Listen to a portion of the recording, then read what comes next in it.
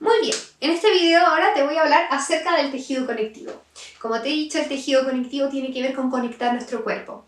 Acá vamos a tener un tejido que le llamamos tejido conectivo propiamente dicho, así se llama, sí, que es como una mezcla de muchos tipos de células uniendo en forma fibrosa nuestro cuerpo.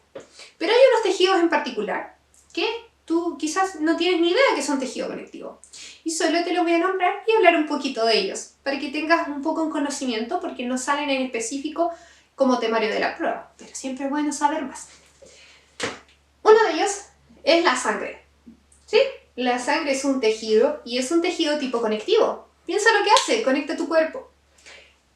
Todos los tejidos conectivos van a tener células por una parte, pero también una matriz. Y las matrices van de una muy líquida, como es el caso de la sangre o la linfa, a unas muy complejas y duras, como lo es el hueso. ¿Ya? Entonces, en la sangre, por ejemplo, vemos células como glóbulos rojos, glóbulos blancos. Y además, las plaquetas, que no son células, sino que trocitos de célula, de una célula grande que se llama megacariocito. ¿Ya? Entonces, ellas lo que hacen es fluir en esta matriz altamente líquida, con un alto contenido de agua.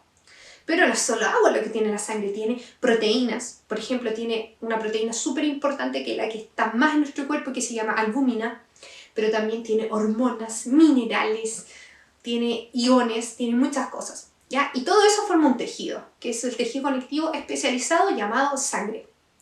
También hay otro, que te lo acabo de mencionar, que es el tejido óseo. El tejido óseo es el de los huesos, ¿ya? Entonces, mucha gente cree que el hueso es como un trozo de minerales. Y no, tiene células. Células que su medio sí está muy mineralizado y por lo tanto lo hace muy duro.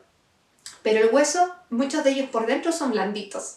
¿Has comido médula en tu casa cuando hacen cazuela? Y como que adentro es blandito. Bueno, eso es el hueso y dentro es la médula. Y ese tipo de médula produce la sangre. O sea, por lo menos las células que están en la sangre. Entonces está todo conectado. El tejido óseo nos ayuda a sostener nuestro cuerpo, por eso está mineralizado, pero también tiene proteínas que son, como el colágeno, por ejemplo, que son muy flexibles. Entonces por eso tu hueso no es tan duro como un vidrio para quebrarse, pero tampoco es tan blando como para doblarse. Por eso necesitamos una parte flexible y una parte dura, juntas trabajando para darle esta posibilidad de amortiguación, pero de firmeza. Entonces ahí tú ves otro rol de tejido conectivo súper importante. También otro es el cartílago. El cartílago lo puedes encontrar aquí, ¿cierto? En tus orejas, en tu nariz. Y el tejido cartilaginoso tiene la propiedad de que es más blando que el óseo. Y hay de distintos tipos. Ya está el hialino, está el elástico, etc. Entonces este tejido es más blando, pero también da resistencia y ayuda mucho con el tema de las articulaciones. ¿Ya? Por ejemplo, en tu codo vas a tener un poco de cartílago, una cápsula articular, que va a evitar las lesiones entre hueso y hueso. Cuando ese cartílago no está, por ejemplo, los huesos empiezan a tener roce entre ellos. ¿Ya? Y eso obviamente te va a causar lesiones, que una de ellas podría ser la artritis, por ejemplo. Entonces, entender el rol del conectivo también es súper importante porque conecta todo nuestro cuerpo, está todo relacionado. Cuando tú ves, por ejemplo, los ligamentos también son tejido conectivo, ¿ya? Que unen hueso con hueso, las articulaciones entre sí. Entonces, muy importante que nosotros conozcamos un poquito de estos tejidos, aunque sea por si llegaran a salir, ¿ya? Así que eso, el conectivo es muy importante. Ahora también en este video te quiero hablar del nervioso. El nervioso, por su parte, también es un tejido muy complejo. Complejo no tanto en la cantidad de cosas que tiene, sino en lo maravilloso de lo que hace. Si das mención, nosotros vamos a profundizar mucho más en él. Pero si no, y solo das común, te voy a ahora dar una pincelada. El tejido nervioso se compone por su célula estrella, ¿cierto? La protagonista que todo el mundo conoce, que es la neurona. ¿Sí? Que es básicamente la que es capaz de ser excitable y transmitir el impulso nervioso y generar sinapsis y todo lo que tú ya has escuchado muchas veces. ¿Ya? Entonces realmente la neurona es súper trabajadora, está trabajando ahí, tiene que estar atenta a todas las señales.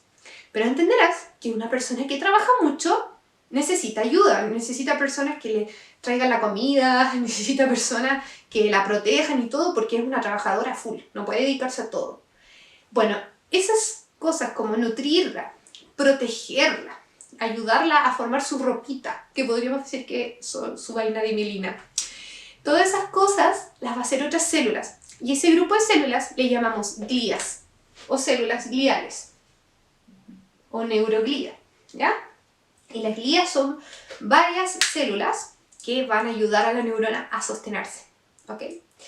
Hasta este nivel entra como en común, pero en mención ya es necesario manejar específicamente cuáles son las glías y lo vamos a ver en videos más adelante si es que das la mención, ¿ya? Así que súper importante nuestro tejido nervioso entonces. Y por último está el muscular. El tejido muscular es un tejido que tiene la capacidad de contraerse, ¿cierto? De movilidad. Y esto se lo dan la alta cantidad de fibras proteicas que tiene dentro. Tenemos tres tipos de tejido muscular. En primer lugar tenemos el estriado o esquelético, que tiene forma de fibras. Y estas fibras están como con unas rayitas, por eso se llama estriado. Y este tejido muscular tiene la particularidad de que las células están como fusionadas, ¿ya? Y por eso son polinucleadas. Incluso ha llegado a un nivel de especialización tan grande que le decimos, por ejemplo, sarcoplasma a su citoplasma, ¿ya? O sea, como que le vamos cambiando los nombres a sus estructuras justamente porque es muy especializada. Pero lo importante es que este tejido estriado esquelético es voluntario. Nunca se te olvide. Es el tejido voluntario de tu cuerpo. Es el que está asociado, por ejemplo, a los músculos típicos para moverte, bíceps, tríceps, qué sé yo. Y también en algunas otras cosas. Por ejemplo, cuando tú tragas así como saliva o no sé, un vasito de agua, tú controlas hasta como por aquí, ¿cierto? ¿Sí? Entonces la primera porción de tu esófago tiene tejido voluntario, estriado. Pero después, no, después tú ya no controlas lo que pasa para allá, se controla solito. Entonces ya no puede ser este tipo de tejido. De ahí empezamos con otro tejido que le llamamos tejido liso. Este tejido es involuntario y es el que está asociado a tus órganos. Por ejemplo, el útero, cuando ocurre la menstruación o el parto, se mueve y se contrae mucho para que salga el contenido que tenga que salir, ya sea el endometrio, ¿cierto? La parte secretora del endometrio, o que quiero sacar un bebé. Para ambos casos, el útero tiene que contraerse. Por cierto, lo que duele en la menstruación es el útero. ¿Por qué? Porque se mueve este tejido muscular tratando de sacar lo que está dentro. Pero eso no es voluntario, es involuntario. Ese músculo que lo hace es el tipo liso. Y esas células no son estriadas, no están unidas entre sí, sino que tienen una forma que llamamos fusiforme. ¿Ya? Son como unas cositas así. ¿Ya? Ese es el tejido liso. Y por último, tenemos un tejido que es particular de solo un órgano de nuestro cuerpo, que anatómicamente es como una mezcla entre los dos, porque no está completamente fusionada la célula entre sí, tienen como tabiques, pero también es semiestriado, por decirlo así. Y es el músculo cardíaco, que está, adivinen dónde, en el corazón. ¿Ya? Una cosa como así, ¿ya? Pero más junta.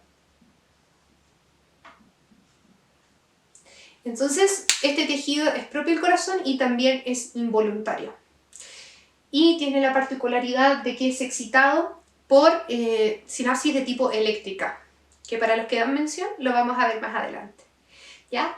Así que bueno, aquí tienes el panorama de los tejidos de nuestro cuerpo y obviamente si tienes preguntas me puedes seguir preguntando y te aconsejo mucho de que veas imágenes. En la guía que te voy a dar al final vas a tener que representar algunas de estas estructuras para que se te queden súper grabadas en tu cabeza como son y que obviamente podamos integrarlo al máximo para cuando demos la prueba. Así que espero que te haya gustado y te haya sorprendido algunos datos. Nos vemos en la próxima clase.